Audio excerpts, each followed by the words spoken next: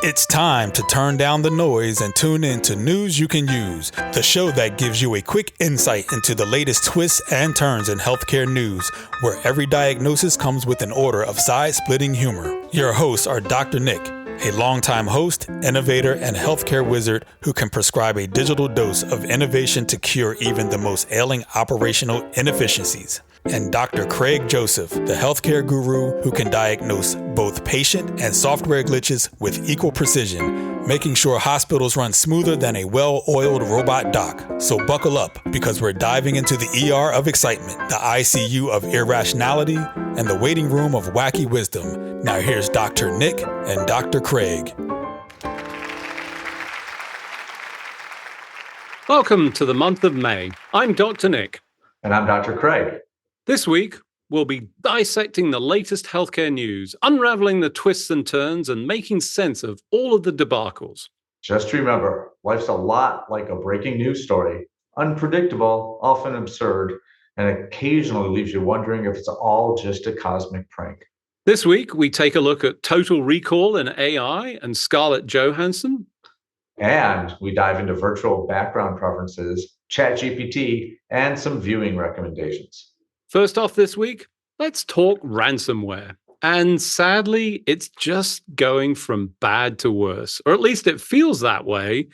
We had the whole Change debacle, and, you and I have both commented on this extensively. Let's be clear there, but for the grace of God, I think, is the term that most people in healthcare are going by. And there's no joy in any of this at all. Not on my part, I know, not on yours, and certainly not anybody in the healthcare business.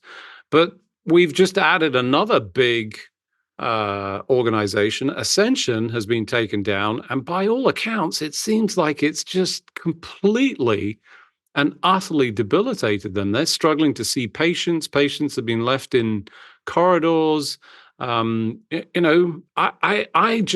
struggle with that this is happening and it continues to happen, and certainly at this size.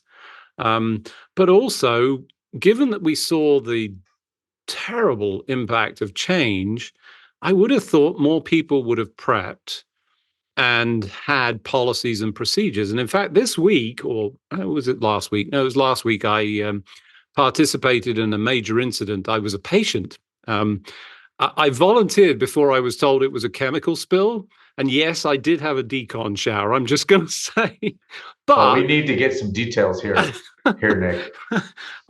It was really interesting, and they were super interested in my feedback when they discovered I was a physician. So it was even more interesting. But yes, I did undergo the decon shower. But my point of raising that is that this actually was really insightful. And did they do a perfect job? Absolutely not. But they learned a tremendous amount. And, there were parts that went well, parts that didn't. And it feels like we need to have the same for ransomware. Is that what's missing? What do you think? Well, it's the odds are stacked against you, right? When you're a big, complicated organization if you're a one hospital, small 30-bed, you have complicated software. And if you're tens and tens, dozens of hospitals in one healthcare system, they have so many systems that are all connected, and all it takes is one mistake. All it takes is one mistake somewhere, some software that was not patched or updated to fill a hole. And in this case, with Ascension, I don't believe we've heard, no, we haven't. If they found what the cause was. But so all it takes is one piece of software that's not up to date. Might have been up to date 2 weeks ago, but not up to date now. Or one person to be at a help desk to be fooled by someone who is claiming to be an employee who forgot their password and getting their password reset. And so the odds are so stacked against these large behemoth organizations that I'm not sure there's anything that you can do to 100% prevent. Now, are there things, can we do more? Of course, always. And, it's always going to be a balancing act, right, between security and usability. I can shut. And I've seen CISOs, chief information security officers, try to do it. We can really crank up the security such that it makes it really, really difficult for people to actually do work and see patients and get insurance. Yeah, it's almost processed. as bad as the ransomware attack, right? You stop being able to. Right. You have to find that sweet spot where it's enough security, but it's not so much that it's onerous. But what can you do? Certainly, I think most organizations do tabletop simulations where they get a lot of representative folks in a room and say, okay, this is what's happened. What are you going to do? Right. And they act like what they're going to do. And that's absolutely essential. Can I just say, I wish that my decon shower was a tabletop exercise. Well, it was warm water, but it sounds. Is there video to you? Is it on YouTube? Is there a link you can thankfully put into the not. show notes? I stored away my phone, but some of the people that were patients weren't as informed as I was, and they lost everything for the duration of the exercise. Man. So no, there was no video from my end. That's unfortunate. Yeah, well, the problem is you can't pretend to shut down a hospital, right? Hey, from on Sunday when we're kind of slow, from 3 p.m. to 6 p.m., we're shutting down the emergency room. That just doesn't work. And so everything really has to be a simulation when you're in healthcare. And that's as good as it gets. And that's something, but it's not amazing. And we've all become so accustomed to our electronic health records and to having data all the time. I know that when my patient portal goes down, just as a patient trying to remember what that progress note said from last week, and I want to go check it. And if it's down, my first actual response, this just happened to me a few days ago, was, oh my God, are they in trouble? That was my first response in my head. And then my second response is, oh, it's probably just down for, some service or something. It was not a big deal. Yet I'm still kind of irritated that I can't get what I want when I want it immediately. And, we're talking 10, 15 years ago, I'd have to fill out a form and pay money and wait 2 weeks if I was lucky to get a copy of that progress note. So our expectations are kind of crazy high nowadays, and we want all access all the time. And that the hackers, the evildoers it's all in their favor. So it's tough. It is, because it just takes one instance, and there's multiple sharing of the potential avenues or breach opportunities. I would be shocked if there isn't even a marketplace for information that offers insights into where there is a scope for breaking into institutions. And indeed, the whole social engineering piece of this has gotten so sophisticated. As we talked about last night, you can't trust a voice, you can't trust video at this point. There's extensive use, and much like everything, AI is in use in these places, and they're using to attack. And it just takes one individual, and I'm willing to bet that you'll find that change was probably a single individual.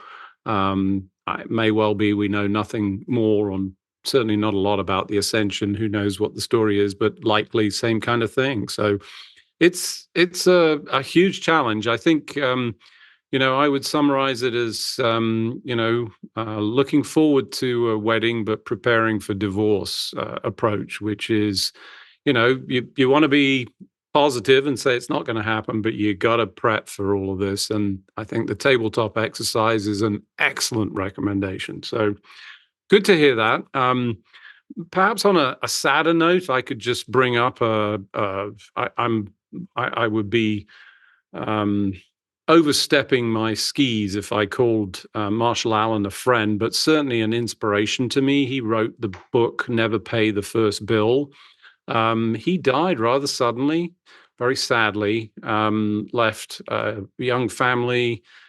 He was a real advocate for fighting injustice in the healthcare system, really worked hard to sort of combat many of the misbehaviors. There's a GoFundMe site that we'll link to in the blog post that goes along with this. Very sad. I mean, I didn't know him personally. I know many people that did. He was a true inspiration, certainly inspired me. If you haven't read his book, please go out and buy it. I would hope that would help as well, even if it's not the GoFundMe. Yeah, I was not too aware of what Marshall Allen has been doing, but looking at it now, he's spot on. And I mean, just that advice of don't pay the first bill. Right. Yep. That's great advice, and I would second that. I kind of expand that a little bit, and I say I never pay a bill until I get the explanation of benefits from the insurance company. Yep. That Ditto. that if the insurance company says I owe money, then maybe I owe money. But if they say I don't owe money, or they haven't decided yet how much money I owe, there's no way I'm paying a doctor or a hospital if I cannot do it, because once I pay them, and then then the insurance company says, oh, you shouldn't have. Well, now I got to fight to get my money back. Yeah, good luck getting it back. Although I'm just going to shout out to small claims court, because it's probably not worth their time to send a lawyer to that. But anyway, moving on, ChatGPT, lots of announcements in the whole AI space. They announced ChatGPT, I think it was 4, and I believe it was the letter O. O for Omni. O for Omni. There we go. Omni. All ways of sources of input. But it sounds a little bit like it should have been S for Scarlet, no? Because there's been a little bit of a kerfuffle about the voice that was used.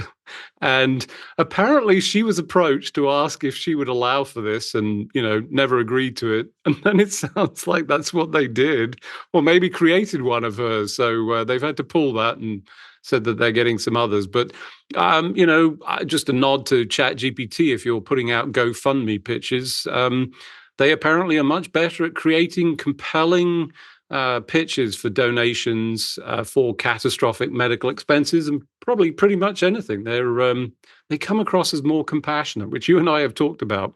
Yeah, absolutely. And same thing with responding to patient messages, right? That's when we first had this conversation. And the first hot take was physicians are not empathetic. And then the second, more reasonable hot take was physicians do not have unlimited time, and LLMs do. And so, let me just put it out there, Dr. Nick, and I'm sure there's a lot of OpenAI, the creator of ChatGPT. I'm sure there's a lot of OpenAI staffers and employees listening. They can use my voice. And there's no charge for that. All right. I'm sorry. If it's a bake-off between the two voices here, can I just say that the British accent wins out every time? Are you putting Monty Python forever? Are you putting your hat in the ring? Always. All right. But mine comes with a cost. So see. So I might win not because I'm the best, but because you're the cheapest. Yeah. Yes. Yeah. It's a life lesson, Nick, and it's about time you learned it right now. To be cheap? Yes. Okay, got it. Cheap wins sometimes. Yes. Well, so moving on to the latest in terms of AI, I'm sorry, but this is another one left me shaking my head. I'm really not sure. Microsoft is offering an AI with total recall on your PC, and I've got to say, the first thing I thought of was the Black Mirror episode, which, when I asked you if you'd seen it, I'm sorry, I just fell off my chair to discover you've not watched any of the Black Mirror. But apparently I'm in trouble for the 3-body problem recommendation, because that wasn't a hit in your household. But aside from that, Black Mirror, I feel like everybody needs to watch those episodes, because they're so predictive of what could possibly go wrong. And to be clear, I could only ever take one at a time. Because they're pretty dark. Half of them have already happened, Nick. So I prefer just to wait for it to happen in the real world, as opposed to watching a 10-year-old video series about what's going to happen. 10-year-old. Oh, it might be actually. It's possible. I don't know. No, they did have a new one, and then they had the one that you could pick your own something ending, your own ending kind of thing. But that was less of a success. But no, it was, and the effects are not super graphic or whatever, but the thinking behind them and some of the stories. And that particular episode, the entire history of you was, an insert into people's eyes that allowed them to record everything, and then they had full control, so that if you got into an argument, as we always do, I would be able to recall that precise experience in video and audio to say, no, that's not what you said. I was right, as usual.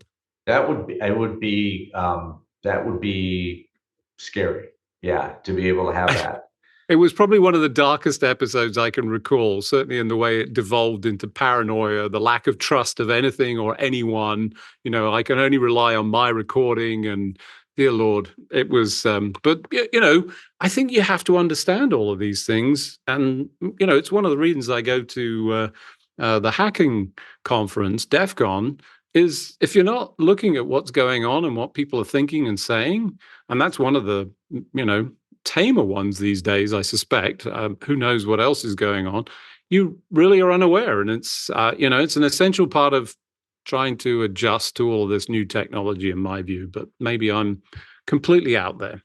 Well, A, you're definitely completely out there. And B, thanks, pal. All of this was, invented in Harry Potter, right? We're talking about the pensive, where you can take your memories and they looks like they're cotton candy. I'm not sure what that technology is. And then it goes into something and you can stir it up with your wand. So really, it's all behind the times, because we know that Harry Potter was developed in the 1400s. I had forgotten about the pensive, but yeah, you're right. I might have my dates off. Yeah. I might have my dates off a little bit, but yeah. Well, yeah, it would be interesting. Hey, you know what? People are starting to record their business calls. I know this because I'm on these calls, and a lot of the startups now are recording them with an AI is joining. You can see that an AI is joining.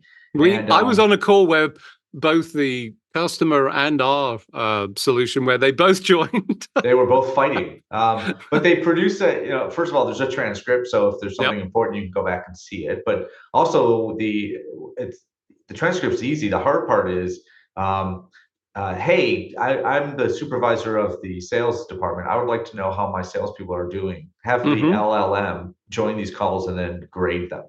Or which of the 3 customers who are on are most likely to be the one to buy this product or promote it. Like, it's kind of scary stuff. Not sure how good it is, but it also does a great job of follow-ups and to-dos. And hey, you said you were going to do this. Oh, that's great. Automatically put that in my to-do app. And so I can remember to have to. I've got to say I'm a fan, but once again, if you don't see the potential negative downside and don't sort of mitigate against that, you run into problems. But as one single value proposition alone, the note taking is absolutely fantastic. First of all, even if I could take notes at the rate of the content, I'm missing things as I'm taking it. I can't read anything I write at all. Never have been able to. That was, handwriting 101 in my medical school.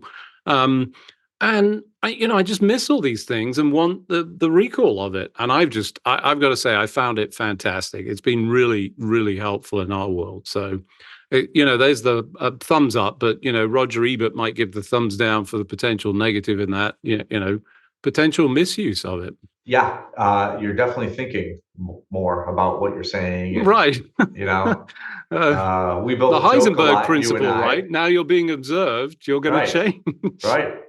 Yeah, I'm a little less likely to make a joke that someone might misinterpret it, but because now I know it's being recorded. Right. Probably gets flagged with a red flag. Yeah, send this to Craig's boss. Yeah.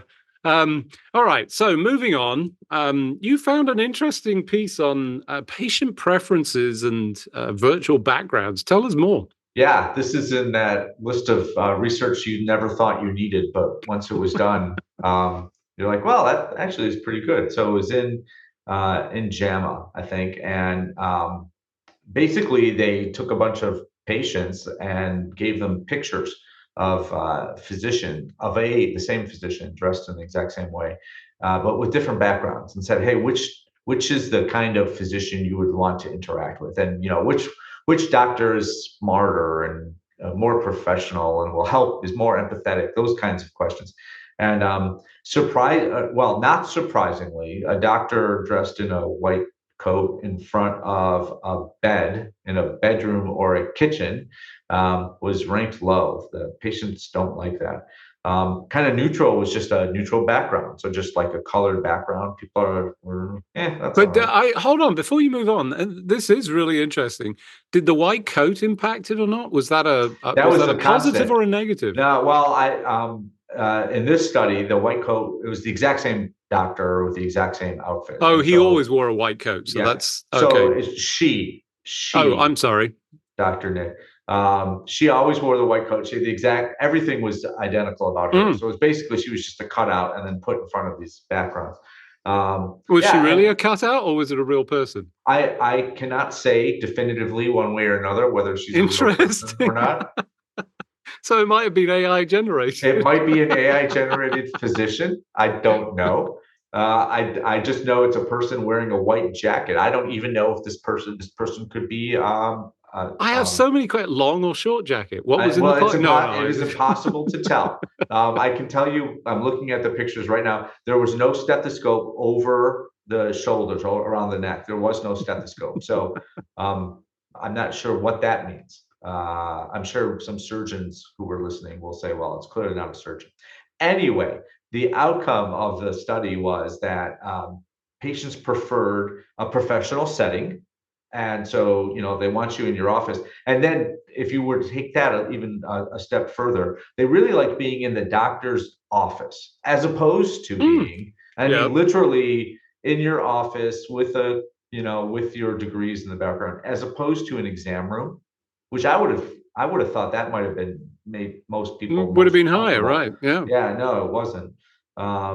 A home office was also kind of downgraded. So really, the winner was in your office, in your clinic. And maybe that's a little bit more calming because bad things happen in the exam room.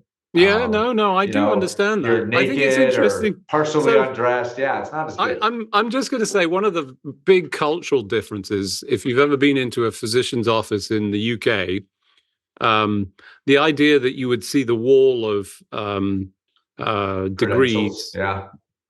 essentially framed, mounted, and Yeah. a lot of them just not in my experience, even with some of the most senior. But I don't Really? recall. No. It wasn't.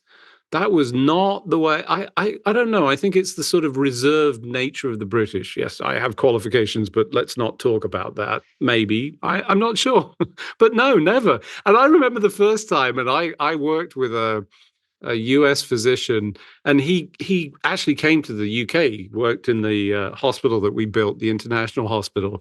And I remember unpacking all of his things. We were helping him, set up his office. And I was just, good Lord, where are all these things? How did you have time to practice any medicine if you got all of these qualifications? So it's big cultural difference. I don't know what it's like in other countries, but I think very much in certainly UK, Ireland. I'm not even sure in Ireland, but not the big thing there. Yeah, and now you're making me feel badly about framing the certificate that said that I was rush chairman during my sophomore year at my fraternity house, because I'm ready to put that up in my office. But now I'm thinking maybe that's not a qualification for being a good physician. It's a good thing that I actually know what rushing is, because it wasn't that long ago that I actually learned what that was. All right. Well, everyone else thought that was really funny what I said, Nick. Okay. Well, that's good, because I'm sure it was.